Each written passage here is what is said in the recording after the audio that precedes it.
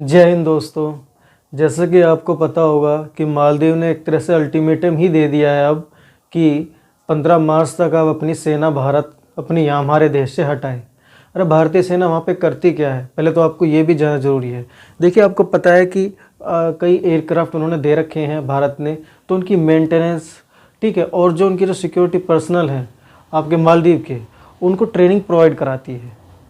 तो यही काम वहाँ पे करा जाता है। 80-88 के आसपास हमारे सोल्जर्स हैं, ठीक है, जो कि आपका वहाँ पर भी है, तो उनको अभी वापस लाने की बातें कही जा रही हैं। देखिए, और आपको पता होगा जैसे चाइना से लौटे उन्होंने क्या कहा कि हम छोटे ज़रूर हैं साइज में, लेकिन आप हमें कोई भी देश में बुली नहीं कर सकता। नाम नहीं लिया, लेकिन टारगेट इंडिया ही था, ठीक है। और आपको पता होगा कि जिस तरह से बॉयकॉट मालदीव चल रहा है, तो किस देखिए, मानते हैं कि एकदम से आम आदमी के लिए मुश्किल नहीं है कि एकदम से बुकिंग सारी कैंसिल कर दे।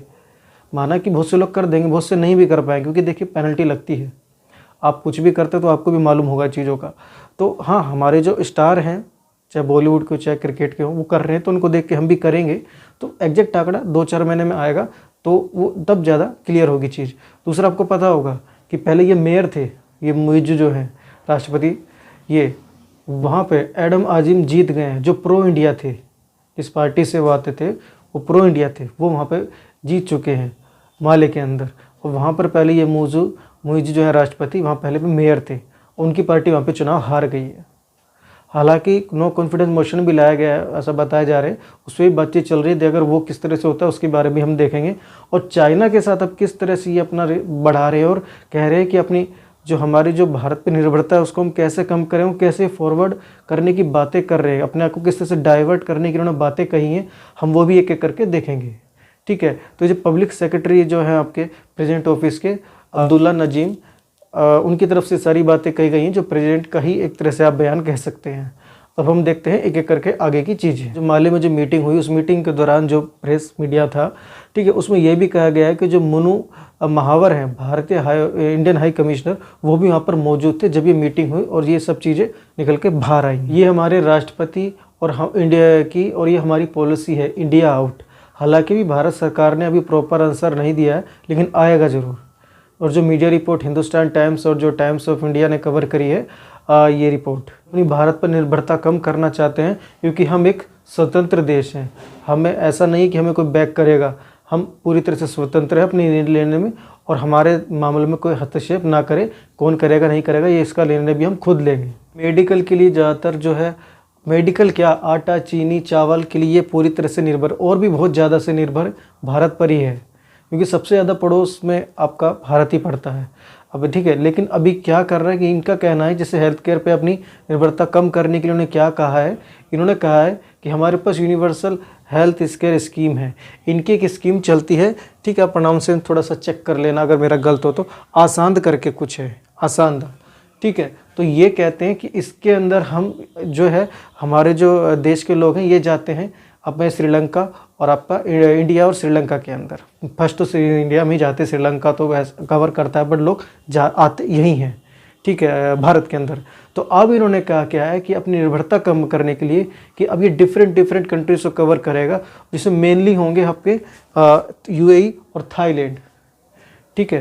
तो पहला इन्होंने ये स्टेप चला, अब देखते हैं अगला। अब देखिए चीन का एंगल, यूएई के साथ देख लिया, थाईलैंड के साथ, अब ये वहाँ पे जाएंगे, ठीक है, ठीक है, जाइए। और क्या कहते हैं कि चीन की सहायता से 100 बेड का हॉस्पिटल बनाएंगे, 17 आइलैंड्स पर हेल्थ केयर लेबोरेटरी बनाएंगे। चाइना के साथ एग्रीमेंट साइन किया है कि हमारी एग्रीकल्चर ग्रोथ में मदद करेगा और हमारे खाद्य सुरक्षा की गारंटी प्रदान करेगा। ये आपके राष्ट्रपति की तरफ से बयान आया। चाइना हमें 920 मिलियन युआन देगा, जो कि फ्री एड है, ठीक है। 30,000 घर और कमर्शियल डिस्ट्रिक्ट भी बना के देगा हमारे लिए हुल हू माले में। ये ऐसा एड प्रोवाइड कर रहा है चाइना। ये वही चाइना की गोद में बैठ रहा है कि केपी ओली श्रीलंका के राष्ट्रपति ने भी यही किया था, वही ये कर रहे हैं। क्या हाल हुआ आज को सब आप सब जानते हो उस बारे में। इनका भी वही हाल होगा, जब इनको मालूम पड़ेगा। ये सब चीज़ें करने से इनको तो कोई फ़र्क नहीं पड़ना, इनकी पार्टी के नेताओं को फ़र्क नहीं पड़ना। मरेगा आम आदमी जो टूरिज्म से जुड़े हुए हैं, क्योंकि रोजी रोटी उनकी जाएगी, जॉब उनकी जाएगी, आमदनी उनकी कम होगी, मरेगा वो। इन्हें तो कोई फ़र्क पड़ना नहीं है। ठीक है, एंटी इंडियन को बनना ना, ये बने, को पता चलेगा कुछ टाइम बाद। चावल और गेहूं के लिए जो आपकी निर्भरता कम करने के लिए उन्होंने क्या प्लान बनाया है कि हम टर्की से हमने एग्रीमेंट साइन किया। पहली यात्रा उन्होंने वहीं की थी। हमेशा जब भी कोई राष्ट्रपति बनता है मालदीव में सबसे पहले भारत की यात्रा होती है, लेकिन वो गए थे टर्की। वहीं अब कहते हैं हमने एग्रीमेंट किया है कि अब हम जो राइस शुगर और जो आपका आटा है वहाँ से अपना कर लेंगे, अब हमें इस पर भी निर्भरता हम अपनी ख़त्म करेंगे। दूसरा कहते हैं दवाइयाँ जो बहुत जाती हैं, पानी भी पहुँचाया था ना हमने जब वाटर क्राइसिस हुआ था वहाँ पे, ठीक है। तो दवाई हम मंगा लेंगे यूरोप और यूएस से, ठीक है भाई। अपनी करिए अपनी निर्भरता कम, हालांकि नाम नहीं लिया लेकिन बात तो वही है, कौन नहीं समझता। तो बस यही था इस वीडियो में, मुझे आपको बताना था कि अब ये चीज़ें निकल के सामने आ रही हैं, होगा इनका भी हाल, रुकिए कुछ टाइम बाद होगा इनका भी, ठीक है। और तो बस यही था इस वीडियो में।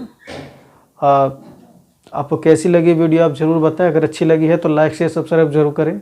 मिलेंगे अगली बार, थैंक यू, जय हिंद।